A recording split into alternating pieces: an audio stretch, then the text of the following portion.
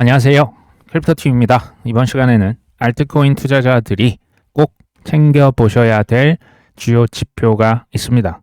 무슨 내용인지 살펴보시죠. 지난 1월달 미국의 근원 PCE 개인 소비 지출 지수가 3.1%를 나타냅니다. 주요 물가 지수 중에 하나거든요. 이란 전쟁 전이죠. 1월달이니까. 근데 1월달 지수가 왜 지금 나올까요? 작년에 최장기 미국 정부의 셧다운 때문에, 그러니까 1월달 지금 물가 지수가 이제야 발표가 된 겁니다. 요게 이제 1년 전 대비했을 때 2.8%가 올랐다. 개인 소비 지출, 이것도 중요한 그 지수가 됩니다. 2.8%, 그러니까 예상보다는 좀 낮았지만 여전히 생각보다는 높네요.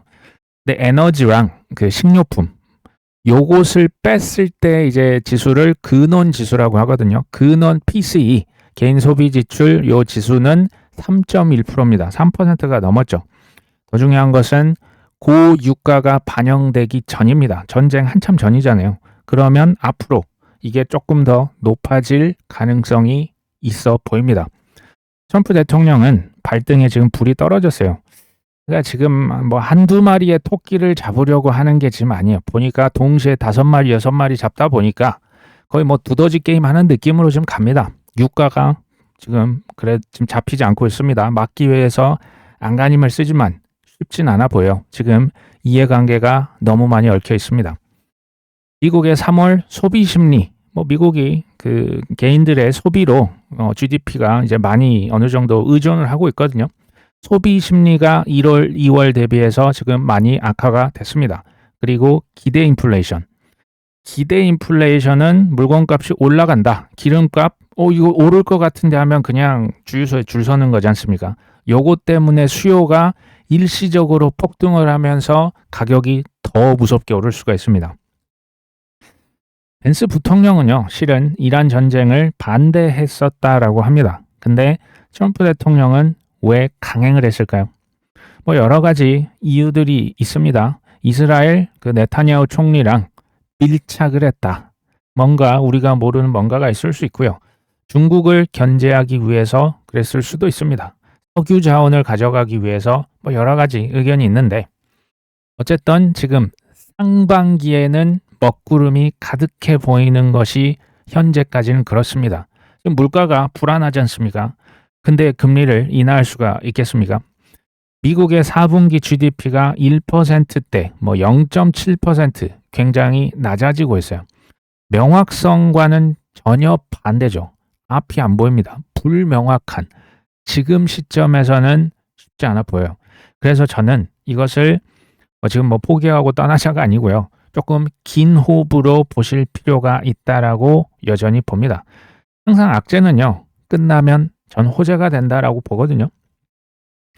3월 달에 근데 소비 심리는 낮아지고 기대 인플레이션은 올라가고 트럼프 대통령은 예나 지금이나 국내외적으로 지금 진퇴양난에 빠져 있다고 보여져요. 근데 의외의 큰 수혜자가 있습니다. 이게요, 이미 잘 들어서 아실 수 있지만 러시아입니다. 매일 2,200억 원이 러시아로 빨려 들어가고 있습니다. 이걸 꽁돈이라고 표현을 했는데, 이제 호르무즈 해협 차질이 생기고, 특히 이제 러시아산 원유 수요가 지금 급증하고 있어요. 이제 인도도 러시아 거 갖다 쓰고요. 중국도 지금 베네수엘라, 이란이 지금 타격을 입고 있지 않습니까? 중국까지도 지금 러시아산 원유에 줄을 대고 있는 거예요. 그래서 여기에 웃돈이 붙고 있어요. 실제 실화입니다. 러시아 원유에 프리미엄이 붙고 있습니다. 그러니까 자다가도 지금 허허허 웃음이 나오는 데가 러시아입니다. 한번 생각해 보십시오. 중국 입장에서 석유를 제일 많이 수입했던 국가가 베네수엘라, 이란이거든요. 베네수엘라 세계 1위 석유 매장량, 이란이 3위입니다. 거기를 미국이 타겟팅해서 지금 침공을 했지 않습니까? 근데 혹시 중국에서 미국 이 나쁜 녀석들 너희들 불장난하면 내가 널 불바다로 만들어줄게 이런 이야기 한 적 있습니까? 지금 사실 본인들의 에너지의 가장 연약한 부분을 건드린 거거든요. 왜 비난이 없을까요? 러시아는요, 불과 몇 달 전만 해도 벌써 지금 러시아 우크라이나 전쟁이 5년 차죠. 이제 4년이 넘었습니다. 재정적인 압박이 정말 어마어마합니다. 유가가 실은 뭐 최근 전만 해도 유가가 많이 떨어졌었고요. 인도가 이제 러시아 원유 수출 못하게 미국이 막았잖아요. 여러모로 러시아가 힘들었었어요. 근데 지금 하루에만 2,200억이고요. 석유, 그러니까 세금으로만 현재까지 벌어들인 돈이 2.8조 원에 달합니다. 3월 달 이런 식으로 쭉 가주기만 한다면, 이란 전쟁이 좀만 더 계속되면 최소 5조 원에서 7조 원의 실탄을 그대로 가져갈 수가 있어요. 미국이 지금 러시아 원유 지금 계속 허용 완화해주고 있죠. 중국이나 인도나 지금 불티나 팔리고 있는 거고. 그러니까 러시아 좋으라고 좀 이렇게 갑자기 손바닥 뒤집습니다. 러시아는 이걸로 인해서 원래는 재정 압박을 받다가 지금 전쟁 실탄이 가득 쌓인 거예요. 전쟁을 앞으로 좀 더 할 수 있을 것 같은데요. 모르겠습니다. 지금 이게 일단은 가능해진 거죠. 상상을 전 해보는 겁니다. 왜 이런 일들이 지금 벌어지고 있지? 트럼프 대통령이 시진핑 주석과 여기 그 푸틴 대통령이랑 우리 몰래 협상이라도 한 건 아니겠냐? 는 중국이 나중에 대만 침공할 때 눈 감아주진 않을까요? 쉽지 않을 것 같은데 지금 그래놓고 또 배신할 수도 있어요. 현재까지 그냥 상상력을 발휘해 보는 겁니다. 러시아 지금 우크라이나 이거 그냥 그대로 놔두지 않을까? 러시아에 유리하게. 대신에 트럼프 대통령도 캐나다가 51번째 주가 된다. 그린란드가 우리 땅이다. 베네수엘라, 이란, 쿠바, 자원, 희토류, 저 북극 항로 다 지금 본인 통제하에 두려고 하지 않습니까? 삼국지라도 지금 하는 모양새입니다. 이건 좀 더 지켜보시면 될 것 같아요. 블랙락에서 복잡한 암호화폐 파생상품 ETF는 지향한다. 본질에 집중하겠다. 정확히는 성숙도와 본질. 다른 운용사들 한번 보니까 이것저것 돈 되면 그냥 다 그냥 자극적인 거 팔던데 나는 그런 거 안 하고 있어. 이렇게 밝힙니다. 로버트 미치닉이라고 해서 디지털 자산 책임자입니다. 블랙락에. 지난주 목요일에 스테이킹 이더리움 ETF 요게 이제 불티나게 성공적으로 첫날 데뷔를 마쳤죠. 이자 주는 그 이더리움 ETF 보시면 돼요. 앞으로 또 나올 상품은 비트코인의 선물 옵션을 활용해서 추가 수익을 내는 인컴 ETF, 커버드 콜이라고 해가지고 그러니까 현물이랑 선물 옵션 합쳐서 배당처럼, 그러니까 비트코인 배당 상품이라 보시면 돼요. 요것도 아마 승인이 2분기 아무리 늦어도 될 것으로 보입니다. 지금 사람들이 블랙락 ETF를 하락장에서 바이 더 딥 하고 있더라. 이런 얘기를 합니다. 그러니까 블랙락을 보면 돈 된다고 해서 지금 아무거나 팔지 않는다. 우량 자산만 우린 선별해서 좋은 것만 팝니다. 약간 차별화 전략이라 보여져요. 그렇다고 해서 그럼 비트코인, 이더리움, 현물 ETF만 파냐? 아니라고 제가 예전부터 계속 얘기 드렸죠. 파는 쪽이나 사는 쪽이나 이걸로는 성에 안 찹니다. 그래서 이자 주는 이더리움 ETF, 이제 투자자 입장에서는 대략 2% 정도의 그 이자를 이더리움 받을 수 있다라고 하고요. 인컴 ETF는 무려 8%에서 12%. 비트코인 투자하면서 배당금 받으시고 싶은 분, 이거 어디서 많이 봤는데 저 스트래터지의 STRC랑 비슷한 느낌이 나죠. 저는 블랙락은 이제 소위 3대째, 4대째 맛집, 미슐린 3스타, 2스타 있지 않습니까? 그런 느낌이라 보여져요. 최고의 원재료만을 이렇게 사용하고, 그렇다고 해서 메뉴가 한두 개만 있는 건 아니지만 매운맛 있고 순한맛 있고 여러 가지 다양한 메뉴 개발을 하고 있습니다. 왜? 고객이 원하니까, 이자 받는 거 굉장히 좋아하니까. 여기에 물론 저는 여타 다른 자산, ETF, 지수들 앞으로 더 많이 추가가 될 겁니다. 근데 비트와 이더만큼의 최고 원재료는 저는 여전히 찾기 쉽지 않을 것이라고 보고 있습니다. 미국의 유명 그 투자자죠. 팀 드래퍼, 억만장자, 이제 VC라고 하죠. 이분이 TV 프로그램에 출연을 해서 이제 그 법정 화폐에 대한 신뢰가 점점 0으로 떨어질 것이고 결국 비트코인으로 다 몰릴 것이다. 1달러의 가치가 90센트, 80센트, 70센트 매우 빠른 속도로 0을 향해서 치닫게 되면 진절머리를 낼 것이다. 그러면 그때는 이제 다 비트코인으로 달라들 것이고 내가 가게를 차린다면 가장 먼저 할 일은 비트코인을 받습니다라고 안내문을 걸겠다. 팀 드레이퍼는 4대째 지금 VC입니다. 그러니까 투자 초기 그 벤처 투자라고 보시면 되겠죠. 이분의 할아버지가 실리콘밸리 최초의 VC입니다. 직업을 만드신 분이에요. 지금 뭐 자산이 억만장자로 알려져 있습니다. 근데 이 사람이요, 사실은 2014년 2월달 그때 마운트 곡스가 해킹이 됐거든요. 그 세계 최대 거래소죠. 그때 들고 있었던 비트코인 4만 개를 전량 분실합니다. 그때 얼마에 샀는지 제가 찾아봤더니 단돈 4달러. 4달러 한 4,000원, 5,000원 했겠죠. 4만 개를 들고 있었는데 뭐 이제 거래소 해킹되니까 그때 뭐 방법이 없었겠죠. 근데 여기서 놀라운 건 뭐냐면요. 14년 한 5월, 6월 한 세네 달 지난 이후에 비트코인을 4달러가 아니고요. 거의 한 뭐 500달러에서 700달러 주고, 이게 뭐 우리 돈으로 하면 7, 80만 원 주고 비트코인 3만 개를 삽니다. 무려 시세보다 50% 더 비싸게 사요. 경매로 사가지고 웃돈을 얹어서 이렇게 샀거든요. 대단한 거죠. 이거 뭐 말이 안 되면 4달러를 뭐 한 400달러도 아니고 한 600달러 주고 3만 개를 시가가 아니라 시가 플러스 50%로 긁습니다. 그때 사람들이 바보라고 엄청 비웃었죠. 세기의 딜이었다. 불과 2, 3년 후에 그런 칭호가 붙습니다. 팀 드레이퍼가 초기에 이렇게 사서 대박이 났던 기업들이 많이 있어요. 코인베이스도 있고, 로빈후드, 테슬라, 스페이스X, 바이두, 한메일 등등등 굉장히 많습니다. 이분이 비트코인만 투자하셨던 건 아니에요. 테조스, 방코르, 아라곤, 아캄, 뭐 아니면 어디 뭐 지갑, 레저도 있었고요. 뭐 인도에 있는 거래소, 뭐 비트코인 채굴 회사 등등등 엄청난 회사들에 실은 여러 개 투자를 했는데요. 80에서 90%는 다 실패했습니다. 실은 뭐 인도 규제 때문에 인도 투자는 아마 그 가루가 됐을 거라고 제가 봅니다. 근데 이분의 그 투자 철학이 뭔가 보면요. 10개의 투자를 하면 그 중에 1개가 수백만 %가 터집니다. 소위 말해서 대박이 나는 거, 유니콘이 나오는 거예요. 그래서 10개 중에 실제 9개가 실패가 되거든요. 이게 문제가 안 돼요.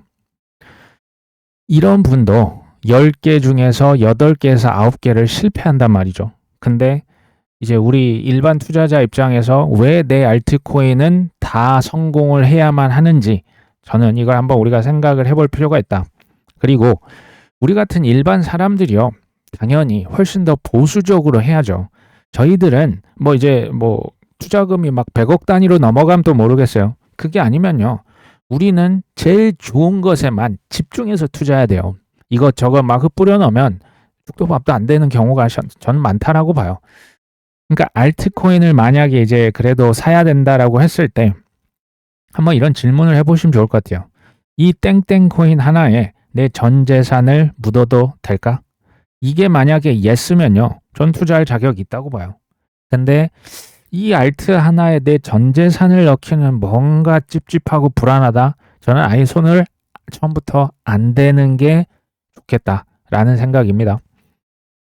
서클에서 AI 에이전트 전용 오픈소스 툴, 서클 스킬이라고 하는 것을 출시를 했습니다. AI 에이전트가 USDC 많이 써줬으면 좋겠다죠. 결제도 하고 교차 체인으로 돈을 이제 이체도 시키고 지갑을 운영하고 스마트 컨트랙트, 뭐 이제 물건도 사고 뭐 여러 가지를 하겠죠. 예전 같으면 이제 사람들을, 투자자들을 끌어들이기 위해서 마케팅도 하고 뭐 이제 애플리케이션도 개발을 하고 하는데요. 지금 이건 보니까 AI 에이전트들을 자기들 이제 그 플랫폼으로 들어올 수 있게끔, 이게 이제 좀 사람 영업이 아니고 AI를 영업하고 있는 겁니다. 이게 참 뭐랄까요, 재밌는 현상이죠. 코인베이스나 서클은 AI 친화적인 플랫폼과 화폐가 되기 위해서 지금 노력을 하고 있고요. 그 페이스북, 이제 메타죠. 메타가 최근에 AI 에이전트들의 커뮤니티, 뭐 네이버 블로그, 몰트북이라고 있거든요. 그것을 그냥 통째로 인수를 합니다. 메타에서는 차세대 AI 에이전트 생태계, 얘네들이 지금 이게 뭐 다 그 미래가 보이고 이런 게 아니에요. 지금 가능성 보고 선점하는 거거든요. 얘네들이 나중에 이걸 통해서 물건도 사고 팔고 할 것이고 여기 이제 광고도 수입을 아마 가져가려고 선점을 하는 것으로 보입니다. 근데 AI 에이전트라고 하는 게 우리의 생각보다는 늦게 채택이 될 것으로 예상을 하셔야 돼요. 그러니까 선점한다라고 하는 의미는 그 순간을 내가 기가 막히게 맞춰서 튀기 전에 들어간가가 아니고요. 먼저 가서 그냥 끈적하게 엉덩이 무겁게 앉아있겠다 이런 거라 보셔야 돼요. 반드시 인내를 수반을 합니다. 이건 예외가 없습니다. 코인베이스가 최근에 어떻게 보면 중국계 거래소죠. 바이비트와 지분 투자 관련 협의를 하고 있다. 그러니까 바이비트가 미국 시장에도 빼꼼 머리를 내밀고 있는 거겠죠. 사실 코인베이스나 바이비트는 이제 세계 2위, 3위 정도 되는 굉장히 큰 거래소입니다.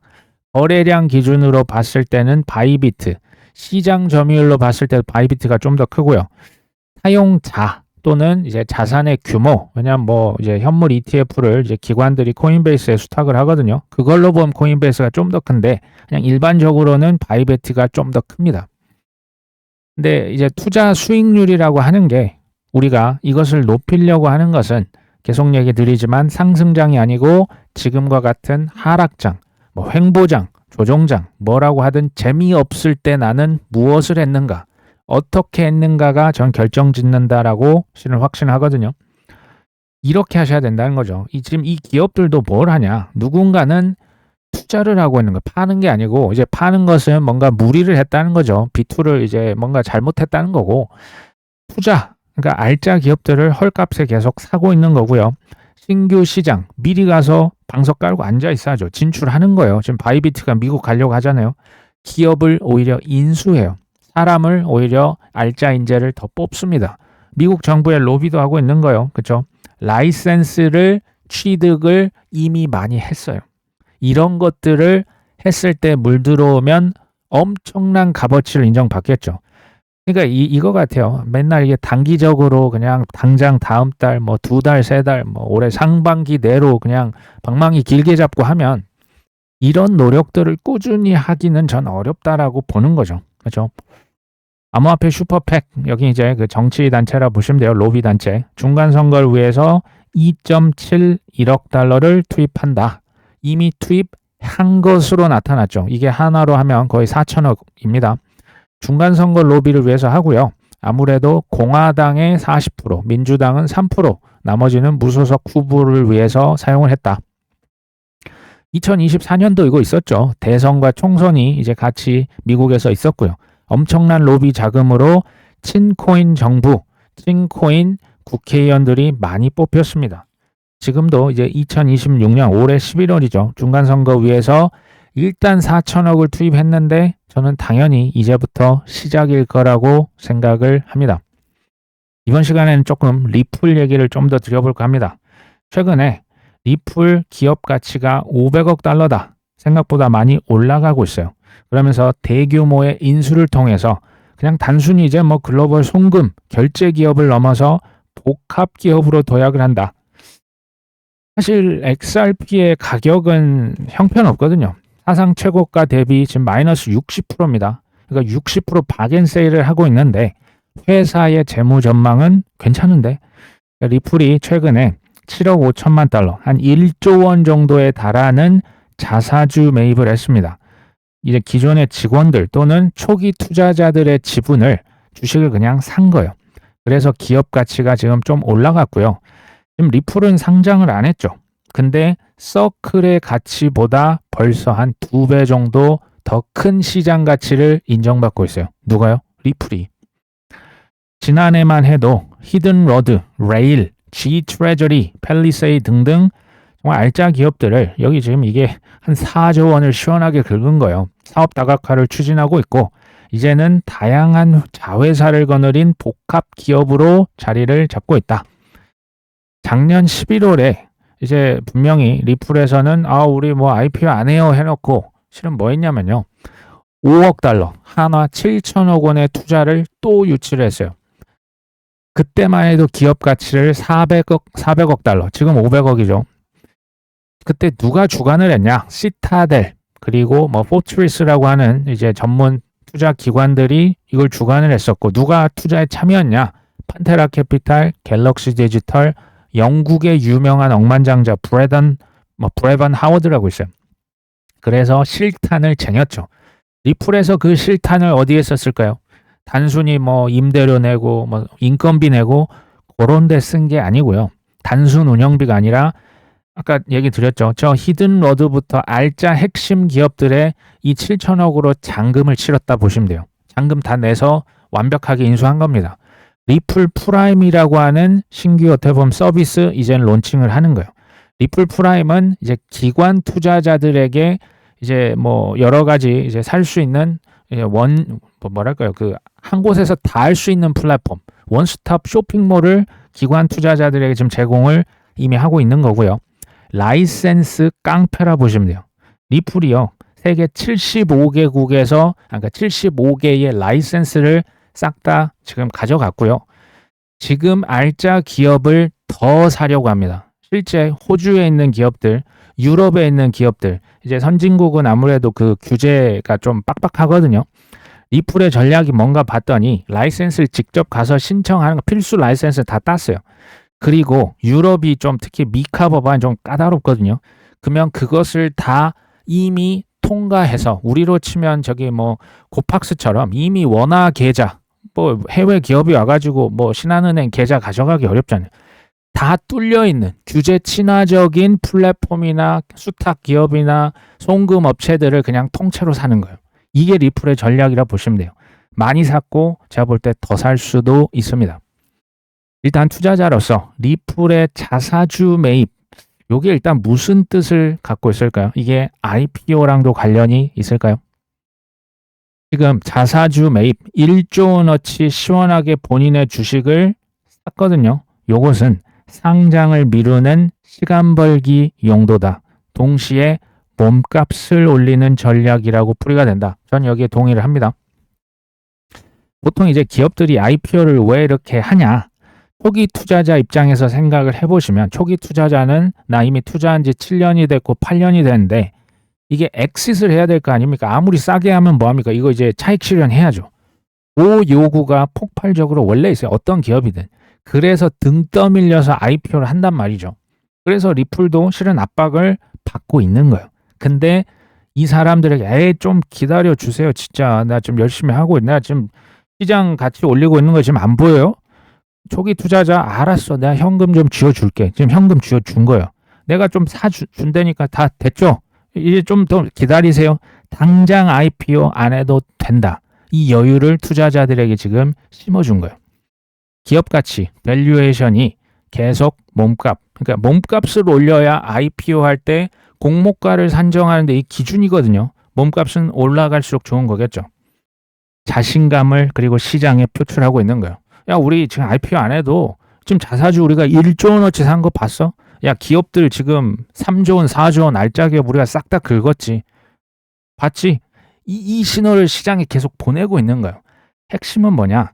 자사주 매입은 IPO 시점을 뒤로 연기를 시키고 기존 초기 주주를 달래는데 왜 하냐? 왜가 제일 중요합니다. 몸값을 시원하게 더 많이 받으려고. 이걸 하는 거예요. 초대형 IPO를 위한 밑작업에 들어간 것이라고 저는 생각을 합니다. IPO를 그럼 뭐 언제 하냐? 뭐 AI인들 뭐 알겠습니까? 저는 연말 연초 봅니다. 그러니까 연말 연초. SEC 뭐 이제 소송은 끝났어요. 근데 최종적인 규제 명확성이 확보되는 시점. 이제 명확성 뭐 상반기 뭐 한 7월, 8월 이제 뭐 법안은 통과가 될 것으로 보이는데 유동성은 3분기에 풀어도 제가 볼 때 좀 시간이 걸릴 수가 있거든요. 돈 푼다고 바로 그냥 막 이제 시장 상승은 아닐 수가 있기 때문에 이 폭발하는 시점, 물이 100도까지 끓는 시점을 저는 리플에서는 철저하게 재고 있다라고 생각이 들어요. 본인들 입장에서 가장 유리한 조건에서 상장을 추진하는 거, 이건 뭐 사실 뭐 당연한 거겠죠. 문제는 그 능력이 있냐 없냐인데 리플은 능력이 나쁘지 않은 것으로 보입니다. 빵형도 22년, 23년, 24년 실은 고생 많이 했습니다. 그 전에도 물론 했지만 미국 내에서 그 게리 겐슬러 그 서슬이 퍼럭기 때문에 우리 IPO 못할 것 같아 하고 싶은데 우리 저 영국이나 일본에 가서 IPO 해야 될 수도 있을 것 같은데 그냥 이렇게 얘기는 했었어요. 하고는 싶은데 가로 열고 닫고 지금 할 수가 없네 이랬다가 지금은 이제 재고 있죠. 나스닥에 아마 상장을 최우선으로 고려를 하고 있을 것이다. 리플이 상장을 하게 되면 전 세계 민간 기업 중에서는 9번째 큰 규모의 IPO가 될 것으로 보고 있습니다. 이걸 뭐 스페이스X랑 비교하면 안 돼요. 이 그냥 전체적으로 볼 때 탑 10 안에 그래도 들 만큼 규모는 나쁘지 않습니다. 시점이 지연된 이유는 뭐 작년 11월에 5억 달러 투자 유치를 했었고 자사주 매입을 통해서 지금 실탄이 이제 많아요. 그래서 지금 급하게 IPO 할 필요는 더더욱 없는 거예요. 그렇죠? 그러니까 이게 일부러 늦췄다가 실은 포인트예요. 완벽하게 안정이 되는 시점, 규제적으로도 유동성적으로도 기가 막힌 지금 전략이라고 좀 보여집니다. 스페이스X나 오픈 AI, 뭐 엔트로픽 이런 데 있죠. 이런 데는 이제 조 단위가 전혀 다릅니다. 이런 데는 이제 메가 IPO라고 하죠. 뭐 블록버스터. 요걸 노린다면 리플은 규제 준수를 완료한 가장 가치 있는 블록체인 회사가 될 것이다. 그리고요, 팩트. 스페이스X나 오픈 AI 이 친구들도 상반기에 하고자 하는 사람은 제가 볼 때 지금 보이진 않아요. 물론 뭐 스페이스X가 뭐 6월 말 얘기는 나오고 있지만 기본적으로 상반기보단 하반기나 심지어 내년 초를 선호를 하고 있습니다. 현재까지의 이제 전망이긴 하지만 스페이스X가 아무래도 가장 먼저 IPO를 추진을 할 것으로 보입니다. 뭐 아주 빠르면 6월인데 늦으면 이제 뭐 7, 8, 9 좀 늦어질 수는 있다라고 보여집니다. 비밀리에 서류를 제출은 이미 했어요. 스페이스X는 특히 이제 우주에다가 뭐 데이터 센터 지으려면 자금이 생각보다 많이 필요하거든요. 오픈 AI랑 엔트로픽은 쉽게 말하면 좀 경쟁 관계에 있어요. 그래서 누가 먼저 IPO를 선방을 날릴 것이냐를 놓고도 경쟁, 그 눈치 싸움 하고 있어요. 엔트로픽이 오픈 AI보다 먼저 상장을 할 가능성을 제기를 했고 오픈 AI는 나도 더 먼저 했어야 되는데 지금 어찌됐건 올해 하반기를 보고 있습니다. 3분기보다는 4분기 쪽에 가까운데 조금 수 틀리면 먼저 가서 투자금을 더 많이 끌어안으려고 지금 경쟁을 벌이고 있습니다. 리플은 뭐 올해 빠르면 하반기고 늦으면 내년 초가 될 것으로 보입니다. 최근에 자사주 매입해서 시간을 많이 벌었죠. 최근에 우리 그 선목님께서 지표들을 많이 이렇게 주요 핵심 지표들만 이렇게 아침마다 달아주시는데 감사를 드립니다. 그리고 제가 계속 이걸 뭐 그 후원을 해주시는 분인데 이제 그때 다 얘기를 못 드려서 슈퍼챗 그리고 이제 계좌로 주시면 저희가 이제 뭐 댓글을 달 수가 없어서 이번 기회를 통해서 이제 감사하다는 말씀을 꼭 한번 드립니다. 근데 지표 있죠. 저 뭐 코인베이스 앱 순위다. 제가 뭐 RSI다. 뭐였습니까? 뭐 비트코인 도미넌스다. 이런 것들 제가 얘기를 뭐 나중에 또 드릴 거예요. 근데 여기 하나 추가하자. 리플의 IPO 시점. 언제 IPO 할 것이냐. 그 날짜를 우리가 주목할 필요가 있고요. 매우 저는 효과적인 매도 타이밍을 잴 수 있는 지표가 될 수 있다라고 봐요. 이거 실합니다. 21년 4월 달. 그때 코인베이스가 IPO를 처음으로 했었거든요. 그때 정확히 꼭지를 찍었어요. 21년 11월. 그 다음에 2017년 12월. 요때 우리가 생각하는 불장의 꼭지입니다. 요때 코인베이스 글로벌 앱 순위, 금융 앱 순위가 아니고요. 글로벌 앱 순위가 1위를 기록을 실제로 했었습니다. 2014년도 그 트럼프 랠리 기억나십니까? 2014년도 11월, 12월 초 그때 코인베이스 앱 순위가요. 탑 10 안에 들어간 적이 딱 한 번 있어요. 요때 한 8위를 찍었다라고 합니다. 한 32, 20위까지는 제가 기억이 나는데 그럼에도 1위랑은 조금 차이가 있었던 거죠. 그때 그래서 저도 생각보다 많이 팔지는 못했던 것으로 기억을 합니다. 중요한 것은 리플이 몸값을 키우기 위해서 IPO를 늦췄다. 이거 중요합니다. 두 번째로는 올해 연말일지 내년 연초가 될지 모르지만 이 IPO를 그렇다고 뭐 이것만 보자는 건 저는 아니고요. 항상 다른 지표들 여러 가지를 동시에 놓고 종합적으로 판단을 내리신 다음에 매도 실점을 결정을 하는 게 전 필요하다라고 여전히 봅니다.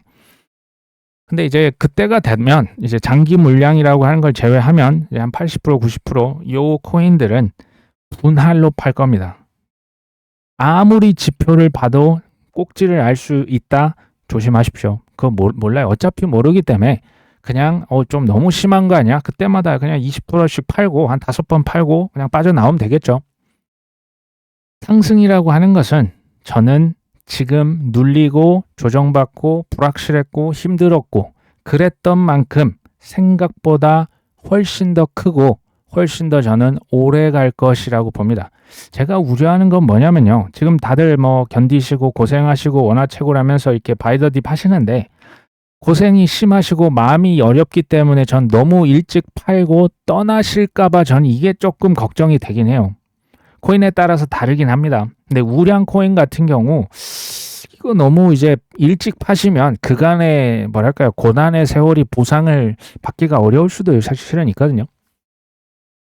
그럼에도 불구하고 상반기는 저는 큰 기대는 조금 줄이시고 그냥 우리 또 월드컵 시즌 뭐 6월 7월 하죠.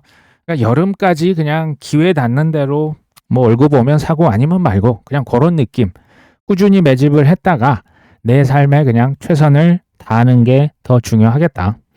그리고 어떤 구독자님이 이렇게 운동을 막 격하게 하신 다음에 뭐 맥주 한잔 하면 뭐 맛있다.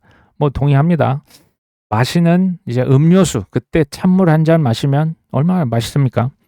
긴 인내 끝에 훨씬 더 저는 달콤한 수익이 있을 수 있다라고 봅니다. 오늘 방송 여기까지 합니다. 끝까지 시청해 주셔서 감사합니다.